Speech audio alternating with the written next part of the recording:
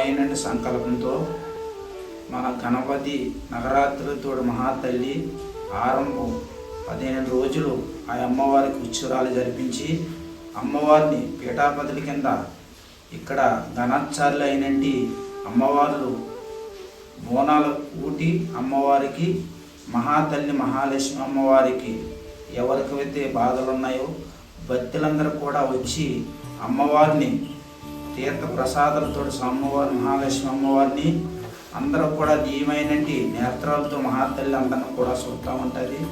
భక్తులందరినీ కూడా ఏ సమస్యలు ఉన్నా, మన ఇంట్లో గృహాల్లో సమస్యలు ఉన్నా, మన సమస్యలు ఒంట్లో నీరసాలు ఉన్నా, ఎవరికైనా సంతాన భాగం గురించి ఉన్నా, ఎవరికైనా భగవంతుడు మహాలక్ష్మి అమ్మవారు అన్నపూర్ణాదేవి మరి మహాతల్లి వరామూర్తులైనటి మహాతల్లి రూపంలో ఉండి మహాతల్లి అందరిని కూడా సర్వసంపదలు వెళ్తుంది.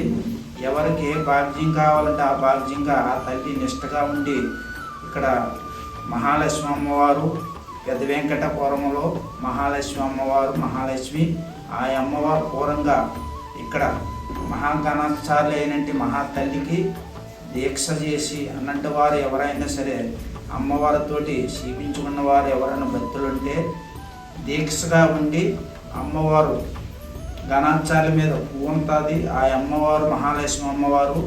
ఆ అమ్మ పేరు మహాలక్ష్మి అమ్మవారు అంటే ప్రబలంగా వచ్చి మీదకు వచ్చి అమ్మవారు 4 ముక్కలు చెప్తుంది.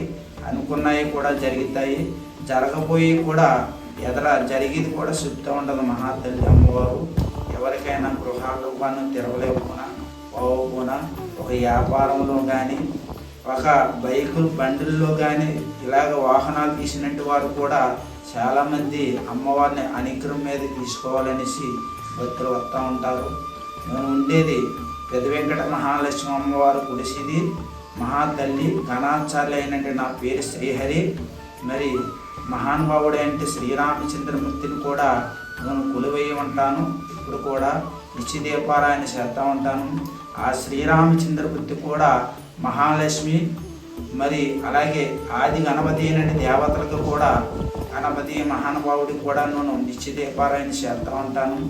ఎవరికి ఏ సమస్యలు వచ్చినా చిన్న బాలలకు కానీ చదువుకుండే బాలాజులకు కానీ మహానుభావులకు ప్రతి ఒక్కరికి కూడా మరి ఆ అమ్మ గణపతి నగరాల కానించి 15 రోజులు అమ్మవారికి బోనాలు కూడా మహాతల్లి మహాలక్ష్మి అమ్మవారికి సంపూర్ణంగా